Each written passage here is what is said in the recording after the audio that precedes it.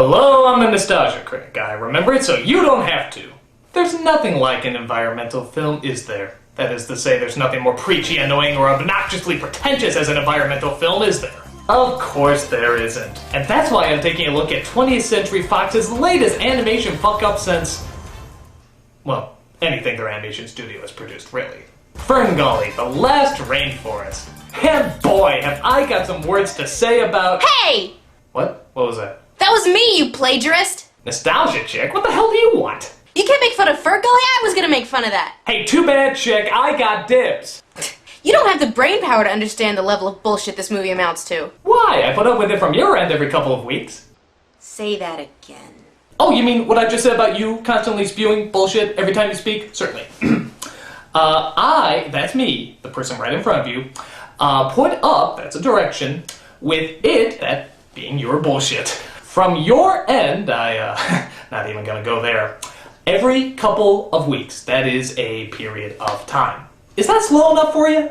Well, why don't you come over here and say that face-to-face to me, big shot? I got a better idea. Why don't you come up here and make me say it to your face? Go ahead, try it. You don't have to.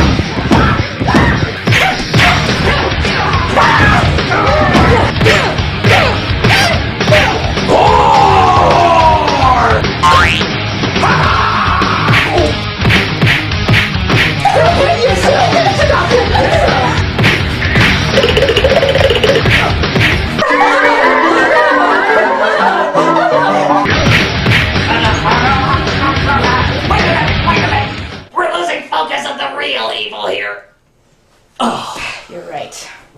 This isn't about us. This is about an awful movie. A god-awful movie that deserves to be ripped a new one. What do you say? Truth? Truce. So the film begins, as most epics do, with a flashback. Bastard. Bitch. They tell us that Ferngully used to be a peaceful forest of waving hands, where everybody was happy and peaceful all the time. Need any help there? Yes. Good. But then the plot device known as Hexus arrived, an evil spirit who wanted to spread chaos all over the land. But then an alliance of men and elves marched against the armies of Hexus, putting that bunghole in his place. Wrong movie. Oh. Instead, they used some sort of wind magic bullshit that helped defeat the evil Hexus and bring life back to Ferngully. And one of those examples of life is Tinkerbell's slutty sister here, Krista. Krista, what a charming name. It's like the name a wasp family would give their child to make them sound unique. You mean like Ferngully? Yeah. So she spends most of her time flying around with other fairies while listening to bad late 80s, early 90s music. Which you'd ironically hear in the Rainforest Cafe. Are all rainforests filled with Phil Collins wannabes? All except Tarzan. They were unfortunate enough to get the real Phil Collins. Oh, who goes there? Hi, Krista. Okay, what's the password? Welcome to hell? Don't eat shrooms? Oh, come on, you guys. Is that the password? Sounds good. Bye. Bye. That's it. It's a password. Well, I don't know if that's a password or not. I'm so confused. I'm annoyed. Don't worry, we don't see him again. Good. So she visits a mystical something or other named Magi, who kind of looks like Yoda's senile German grandmother. I don't know. It looked like a strange black cloud rising out of the earth. Smoke, I should think. What smoke? Gee, is this that naive and dangerous of all animals known as... man? She shows Krista that if trouble does come a-brewin', that the secret to all growth isn't water, light, or the ability to create your own food, it's magic. But wait a minute, what about photosynthesis? Magic. What about the science that goes behind... What about the years of research that... Magic, damn you! Don't you ever try to bring logic into this movie again. This is Ferngully, bitch! And speaking of impending danger, Robin Williams is in this movie too, playing a fruit bat named Batty. Which is another weird name. Isn't that kind of like calling a human humany? He's a little out of it because his mind was altered by evil scientific experiments that makes comic relief much more annoying than they need to be. A primary testing laboratory. No! Pass the probe. Graduate students all gather forward. No! I'm annoyed again. We all are. I just blew in from a biology lab. I'm back and I'm flapping free. I'm a nocturnal placental flying mammal, a member of the family of Pterodiddae, or Pterodidnae. If you can't tell, I'm a bat! Yes, I am. And they used to call me Batty. Batty Coda. Nice to meet you. Bonjour. You know how Robin Williams is both funny and annoying? It's like they took away the funny, just replaced it with more annoying.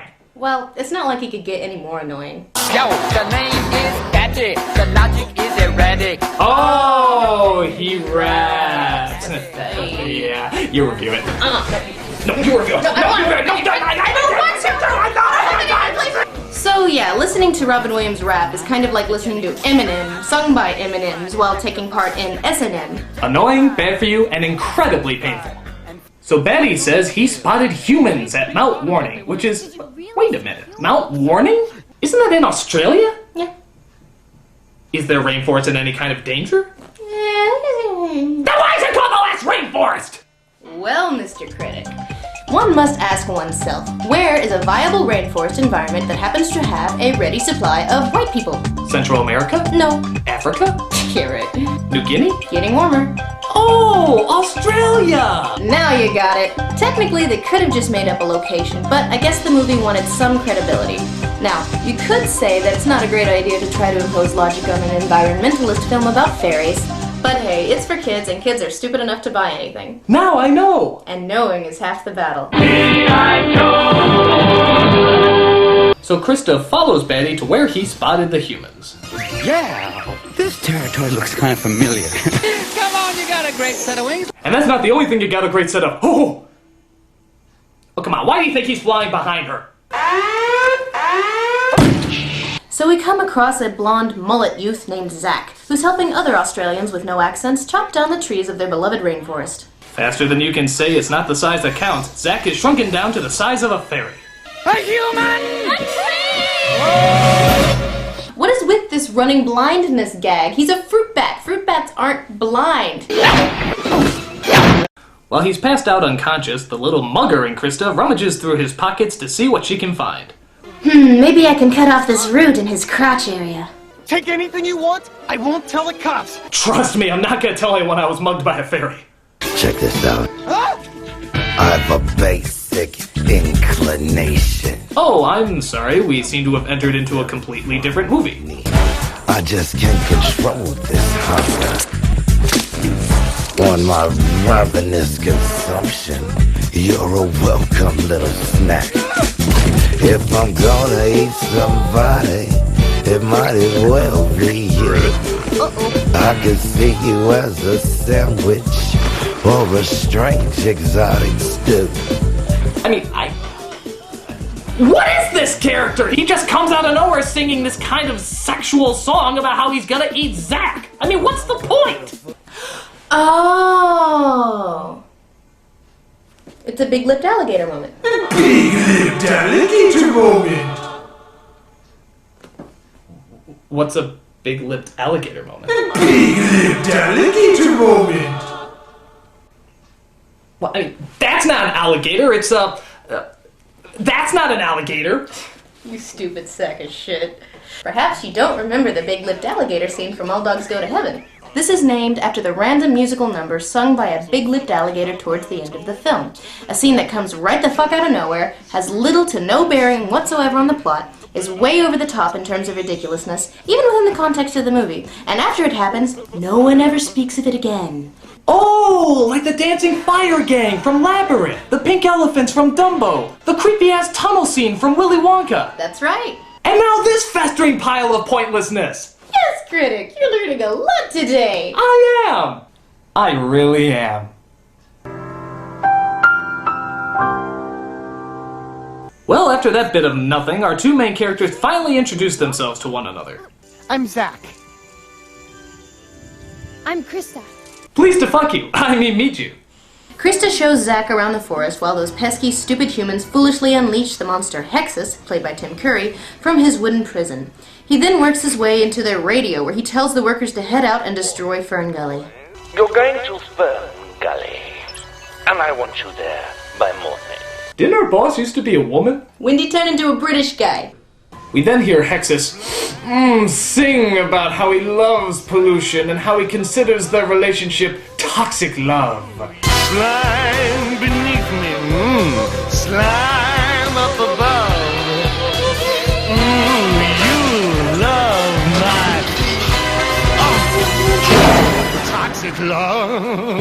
I'm just a cheap, toxic heart, from transsexual toxic mania. I'm just a chick toxic cat from transsexual. Did that make any sense? No, Are you ever going to mention it again? probably not.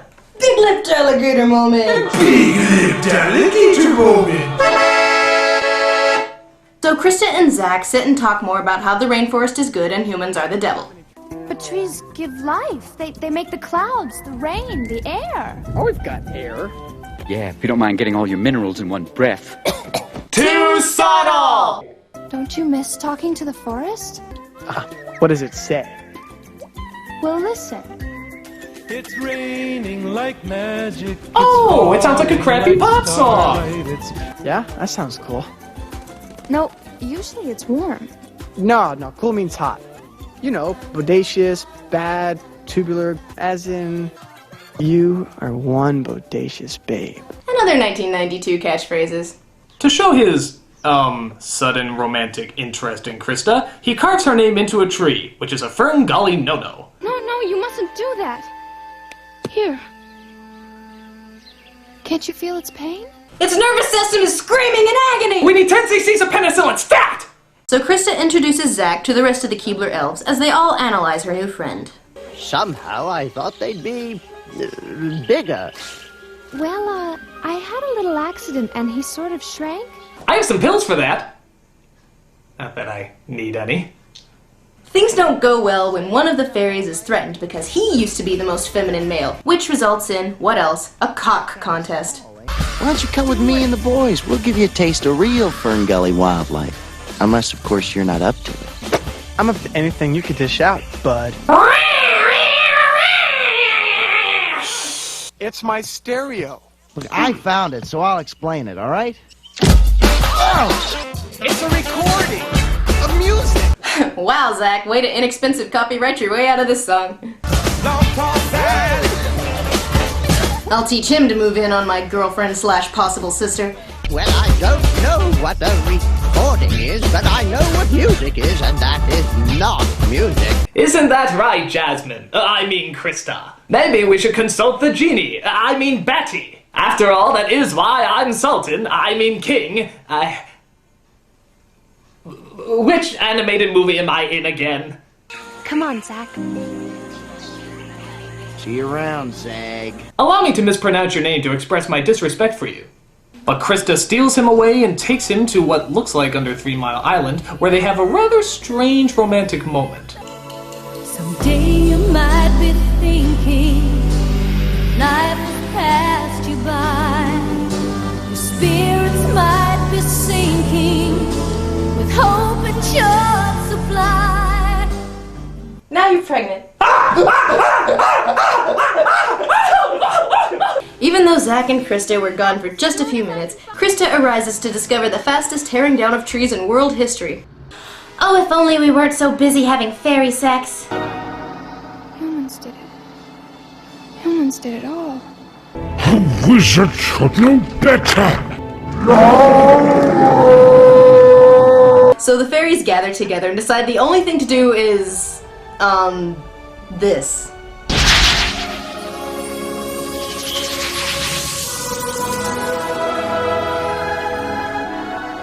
What are they doing? I don't know.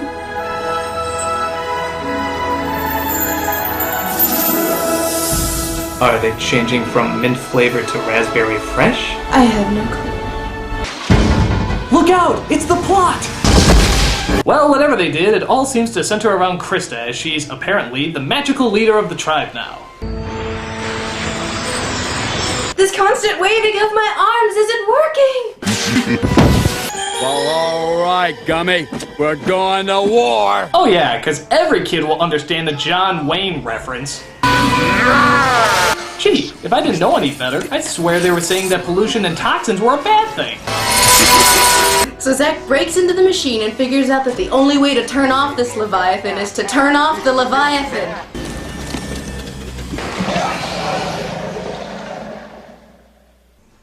Well, that was disappointingly simple. It doesn't even make sense. If he feeds off of pollution, what was he feeding on before the humans came along? The asses of cows? But don't worry, through the magic of... just magic, I guess, Hexus regenerates himself and comes back to life. That makes sense. They're numb from the brain down. But she gets out her magic bean that turns the Dark Lord into a chia pet for some reason, and thus all order is restored to Ferngully. Zack is transformed back to his normal size, where he'll go home forgetting about how to save the environment just like everyone else who watched this movie. Yay! I'm back to my normal size! Except... no!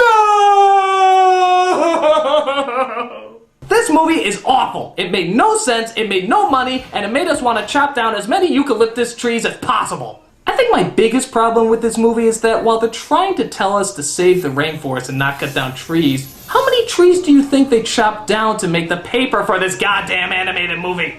Or not to mention the greatest factual wrong of the movie, which is to infer that the major cause of deforestation is the goddamn logging industry. It's not. It's cows clearing rainforest. We need rainforest, and, you know, they clear them out for your goddamn hamburgers. See, even to environmental nutballs, this movie makes no sense. Say that again. Even to...